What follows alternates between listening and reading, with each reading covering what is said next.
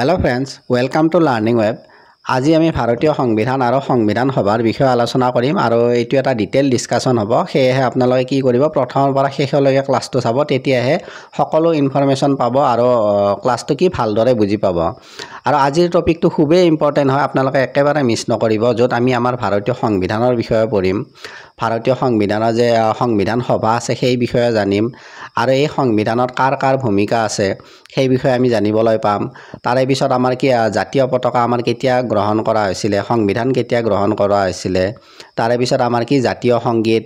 জাতীয় গীত এইবোৰ কেতিয়া গ্ৰহণ কৰা হৈছিল সকলো বিষয়ত আমি ডিসকাশন ইয়াতে কৰিম তো আহক আমি ক্লাসটো আৰম্ভ কৰো আৰু প্ৰথমতে কৈ দিও যদি আপোনালোকৰ ক্লাসটো ভাল লাগে আপোনালোকে লাইক এটা কৰি দিব আৰু ক্লাসটো যিমান পাৰে শেয়াৰ কৰিব আৰু যদি কোনোবা নতুন ভিউয়াৰ্স আছে তেনেহলে তেওঁলোকে কি কৰিব চেনেলটো সাবস্ক্ৰাইব কৰি ৰাখিব আহক আমি ক্লাসটো আৰম্ভ কৰো ইয়াতে কি দিয়া আছে the Constitution of India and Constituent Assembly যে ভাৰতীয় সংবিধান আৰু সংবিধান সভা এটা চাওক প্ৰথমতে কি দিয়া আছে the Constitution of India was adopted by the Constituent Assembly on 26 November আৰু কি আছে ইয়াৰে পিছত 1949 ত কি হৈছিল 1949 ৰ 26 নৱেম্বৰত আমাৰ কি সংবিধানখন গ্ৰহণ কৰা হৈছিল and came into effect on 26 January 1950 আৰু কাৰ্যকৰী কেতিয়াৰ পৰা হৈছিল 1950 চনৰ 26 জানুৱাৰী তাৰিখত কাৰ্যকৰী কৰা হৈছিল ইয়াৰে পিছত আছে MN. Roy proposed the idea of constituent assembly in 1934 আৰু এম.এন. ৰয়ে কি কৰিছিল সংবিধান সভাৰ কি কৰিছিল তেওঁ প্ৰপোজ কৰিছিল তেওঁ সংবিধান সভা লাগে বুলি কি উত্থাপন কৰিছিল সেই বিষয়ত কেতিয়া কৰিছিল 1934 চনত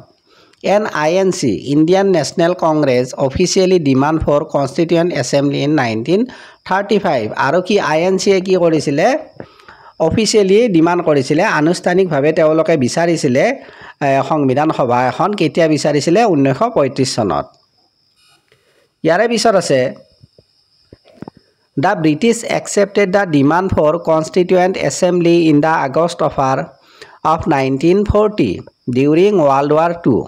and that time the viceroy was Linlithgow ইয়াত কি কোৱা হৈছে ব্ৰিটিছ সকলে সংবিধান সভা গ্ৰহণ কৰিছিল যে সংবিধান সভাৰ যে ডিমান্ড কৰিছিল ভাৰতীয় সকলে সেই সংবিধান সভা তেওঁলোকে আগষ্ট অফাৰৰ জৰিয়তে 1940 চনত গ্ৰহণ কৰি লৈছিল কাৰণ কিয় গ্ৰহণ কৰিছিল সেই সময়ত দ্বিতীয় বিশ্বযুদ্ধ চলি আছিল আৰু সেই দ্বিতীয় বিশ্বযুদ্ধৰ সময়ত কি হৈছিল ইংৰাজ সকলক আমাৰ কি ভাৰতীয় সকলৰো সমৰ্থনৰ প্ৰয়োজন আছিল সমৰ্থন বা সহায়ৰ প্ৰয়োজন আছিল সেই কাৰণে তেওঁলোকে মানি লৈছিল আৰু সেই সময়ত ভাইসৰয় কোন আছিল লিনলিথগো ইয়াৰে পিছত আছে In 1946 Lord Attlee sent a cabinet mission of India 3 cabinet minister আৰু 1946 চনত লৰ্ড এটলিয়ে কি কৰিছিল এখন কি পঠাইছিল কেবিনেট মিশন পঠাইছিল ভাৰতলৈ আৰু সেই কেবিনেট মিশনত মিনিষ্টাৰ কেইজন আছিল তিনিজন আছিল এজন আছিল লৰ্ড পেথিক লৰেন্স তাৰে পিছত আছে ষ্টেফৰ্ড ক্ৰিপছ আৰু শেষত আছে কি এভি আলেকজেণ্ডাৰ এই তিনিজন কেবিনেট মিনিষ্টাৰক ভাৰতলৈ পঠাইছিল lord এটলিয়ে It aims to help India achieve independence and set up a constituent assembly. আৰু ইয়াৰ উদ্দেশ্য কি আছিল যাতে ভাৰতবৰ্ষই কি কৰে স্বাধীনতা তেওঁলোকে পোৱাত সহজ হয় আৰু কি হয় সিহঁতে নিজৰে কি কৰিব পাৰে আমি ভাৰতীয় সকলে কি কৰিব পাৰে সংবিধান সভা এখন কি গঠন কৰিব পাৰে সেই বিষয়ত সহায় কৰিবলৈ এই কেবিনেট মিনিষ্টাৰ তিনিজন পঠোৱা হৈছিল ইয়াৰে পিছত আছে The Constituent Assembly of India was formed in 1946 আৰু সংবিধান সভা কেতিয়া গঠন কৰা হৈছিল 1946 চনত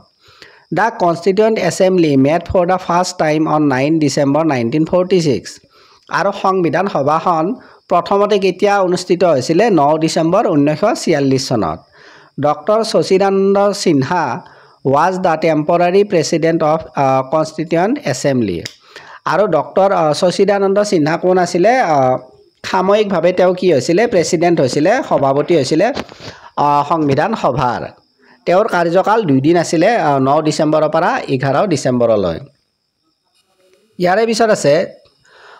On 11 December 1946, Dr. Rajendra Prasad was elected as the president. ইয়াত কি কোৱা আছে 11 ডিসেম্বৰ তাৰিখে 1946 চনৰ 11 ডিসেম্বৰ তাৰিখে কি হৈছিল ডক্টৰ ৰাজেন্দ্ৰ প্ৰসাদক কি কৰিছিল নিৰ্বাচন কৰিছিল সংবিধান সভাৰ সভাপতি হিচাপে and A.C. Mukherjee became the vice president of the Constituent Assembly আৰু A.C. Mukherjee কি হৈছিল উপসভাপতি হৈছিল সংবিধান সভাৰ ইয়াৰে পিছত আছে কি 13 December 1946 Jawaharlal Nehru was presented the objective resolution আৰু 1946 চনৰ 13 ডিসেম্বৰ তাৰিখে জৱাহৰলাল নেহৰুৱে কি কৰিছিল অবজেক্টিভ ৰিজলিউশন খন কি কৰিছিল তেওঁ উত্থাপন কৰিছিল আৰু এই অবজেক্টিভ ৰিজলিউশন কি হয় আমাৰ যে সংবিধানৰ নীতি আদৰ্শ বা উদ্দেশ্য আছে সেয়ে হয় সেই বিষয়ে জৱাহৰলাল নেহৰুৱে কি অবজেক্টিভ ৰিজলিউশন আনিছিল বা উত্থাপন কৰিছিল ইয়াৰে পিছত আছে The Indian Independence Act 1947 declared Constituent Assembly of India was as an independent and sovereign body. আৰু আমাৰ যে কি ইণ্ডিয়ান ইণ্ডিপেন্ডেন্স এক্ট আছে সেই একখনে কি কৰিছে আমাৰ যে সংবিধান সভা সেই সংবিধান সভাখনক এখন স্বাধীন আৰু সাৰ্বভৌম অনুষ্ঠান হিচাপে ডিক্লেয়াৰ কৰিছিল ইয়াৰে পিছত আছে ড্ৰাফটিং কমিটিৰ বিষয়ে জানিম আমি The drafting committee was formed on 29 August 1947 আৰু ড্ৰাফটিং কমিটিখন কেতিয়া গঠন হৈছিল 1947 চনৰ 29 আগষ্টত There were 7 members in drafting committee আৰু এই ড্ৰাফটিং কমিটিত মানে কি সংবিধান সভাৰ যিখন খচৰা কমিটি আছে সেই কমিটিখনত 7 জন কি আছিল সদস্য আছিল সেই 7 জনৰ বিষয়ে দিছো মই ইয়াতে প্ৰথমতে আছে ডক্টৰ বি.আৰ. আম্বেদকাৰ তাৰে পিছত আছে সৈয়দ মোহাম্মদ সাদুল্লাহ তাৰে পিছত আছে আল্লাদি কৃষ্ণস্বামী আয়াৰ তাৰে পিছত আছে টিটি কৃষ্ণমাচাৰী তাৰে পিছত আছে doctor K M. Munshi N Gopalaswami Ayyangar আৰু শেষত আছে কি এন মাধৱ ৰাও এই 7 জন কি আছিল আমাৰ সংবিধান সভাৰ খচৰা কমিটিৰ সদস্য ইয়াতে চাব Dr. B.R. Ambedkar became the chairman of the drafting committee আৰু Dr. B.R. Ambedkar কি হৈছিল আমাৰ যে ড্ৰাফটিং কমিটি আছিল খচৰা কমিটি আছিল তাৰে কি হৈছিল তেখেতে চেয়াৰম্যান বা অধ্যক্ষ হৈছিল ইয়াৰে পিছত আছে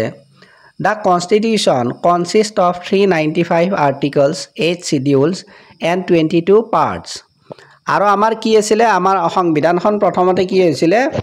395 টা কি আছিল আৰ্টিকল আছিল সংবিধানত আৰু 8 শিডিউল আছিল অনুসূচী কেইটা আছিল 8টা আছিল আৰু পাৰ্ট কেইটা আছিল ইয়াৰ ভাগ 22 টা আছিল Currently it has 448 articles 12 schedules and 25 parts আৰু বৰ্তমান সংবিধানখনত কেইটা আৰ্টিকলছ আছে 448 আৰু শিডিউল অনুসূচী কেইটা আছে 12টা আৰু ইয়াৰ পাৰ্ট বা ভাগ কেইটা হৈছে 25টা এইখিনি বৰ্তমানৰ ইয়াৰে পিছত আছে It took 2 years 11 months and 18 days to complete the Constitution of India আৰু আমাৰ এই ভাৰতবৰ্ষৰ যিখন সংবিধান আছে সেই সংবিধানখন বনাওতে সময় কিমান লাগিছিল 2 বছৰ 11 মাহ 18 দিন লাগিছিল সংবিধানখন প্ৰস্তুত কৰোতে ইয়াৰে পিছত আছে The Constitution of India was adopted on 26 November 1949 আমি প্ৰথমতেই পাইছো এই কথাটো যে আমাৰ সংবিধানখন 1949 চনৰ 26 নৱেম্বৰত গ্ৰহণ কৰা হৈছিল So 26 November is celebrated as the Constitution Day in India every year আৰু সেয়ে প্ৰত্যেক বছৰে 26 নৱেম্বৰ তাৰিখটো সংবিধান দিৱস হিচাপে উদযাপন কৰা হয় সেই কথাটো মনত ৰাখিব ইয়াৰে পিছত আছে On 22nd July 1947 the present form of national flag was adopted আমাৰ যে বৰ্তমানৰ জাতীয় পতাকাখন আছে সেই বৰ্তমানৰ জাতীয় পতাকাখন কেতিয়া গ্ৰহণ কৰা হৈছিল 1947 চনৰ 22 জুলাই তাৰিখত গ্ৰহণ কৰা হৈছিল ইয়াৰে আগত আমাৰ যিখন মানে জাতীয় পতাকা আছে সেইখন অকমান বেলেগ ধৰণৰ আছিল কিন্তু বৰ্তমানৰ যিটো ৰূপত আছে আমাৰ জাতীয় পতাকাখন সেইখন কেতিয়া গ্ৰহণ কৰা হৈছিলে 1947 চনৰ 22 জুলাই তাৰিখত ইয়াৰে পিছত আছে on 24th January 1950 national song and national anthem was adopted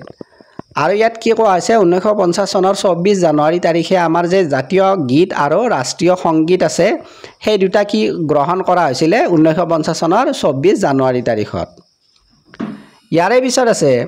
initially the constitution of India was handwritten and it was written by Prem Bihari Narayan Raijada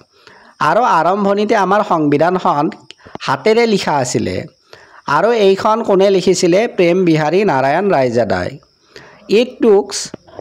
6 months to complete the work আৰু এইখন complete হওঁতে সময় কিমান লাগিছিলে 6 মাহ সময় লাগিছিলে আৰু কোনে লিখি উলিয়াইছিলে এইখন প্ৰেম বিহাৰী নাৰায়ণ ৰায়জাদা ইয়াৰে পিছত আছে Acharya Nandalal Bose design the pictures of the constitution আৰু আচাৰ্য নন্দলাল বোসে কি কৰিছিলে সংবিধানৰ যিবোৰ মানে চিত্ৰ আছে সেই চিত্ৰবোৰ তেখেতে ডিজাইন কৰিছিলে and Ram Manohar Sinha design the introduction page of the constitution of India আৰু ৰাম মোহন সিনহাই কি কৰিছিলে সংবিধানৰ যিবোৰ ইন্ট্ৰডাকশ্যন পেজ আছে তেখেতে ডিজাইন কৰিছিলে এই দুইটা কথাই মনত ৰাখিব ইয়াৰে পিছত আছে the constitution of India came into effect on 26 জানুৱাৰী 1950 আমি আগতেই পাইছোঁ যে আমাৰ সংবিধানখন 1950 চনৰ 26 জানুৱাৰীৰ পৰা কি হৈছে কাৰ্যকৰী হৈছে so 26 January celebrated as the Republic Day every year আৰু সেয়েহে প্ৰত্যেক বছৰে 26 জানুৱাৰী তাৰিখটো আমি কি গণতন্ত্ৰ দিৱস বা গণৰাজ্য দিৱস হিচাপে উদযাপন কৰোঁ This date was chosen because INC declared Purna Swaraj on 26 January 1929 at Lahore session. আৰু এই ডেটটো কিয় লোৱা হৈছিলে 26 জানুৱাৰী তাৰিখটো কিয় লোৱা হৈছিলে কাৰণ এই তাৰিখতে INCয়ে কি কৰিছিলে যিটো লাহোৰ সেশন আছিল সেই লাহোৰ সেশনত 1929 চনৰ 26 জানুৱাৰী তাৰিখে তেওঁলোকে পূৰ্ণ স্বৰাজ ঘোষণা কৰিছিলে আৰু সেই কাৰণে এই 26 জানুৱাৰী তাৰিখটো লোৱা হৈছিল সেইখিনি কথাও লগতে মনত ৰাখিব তো আজি ক্লাছটো এইখিনিয়ে আছিল মই এটা মানে ডিটেইল ডিসকাশন কম সময়ৰ ভিতৰত দিবলৈ চেষ্টা কৰিছো আশা কৰিছো ক্লাছটো আপোনালোকৰ ভাল লাগিছে আৰু ভাল লাগিছে যদি লাইক কৰিব আৰু যিমান পাৰে শেয়াৰ কৰিব আৰু কোনোবা যদি সাবস্ক্ৰাইব কৰা নাই সাবস্ক্ৰাইব কৰি ৰাখিব তো আজি ইমানতে এৰিছো ধন্যবাদ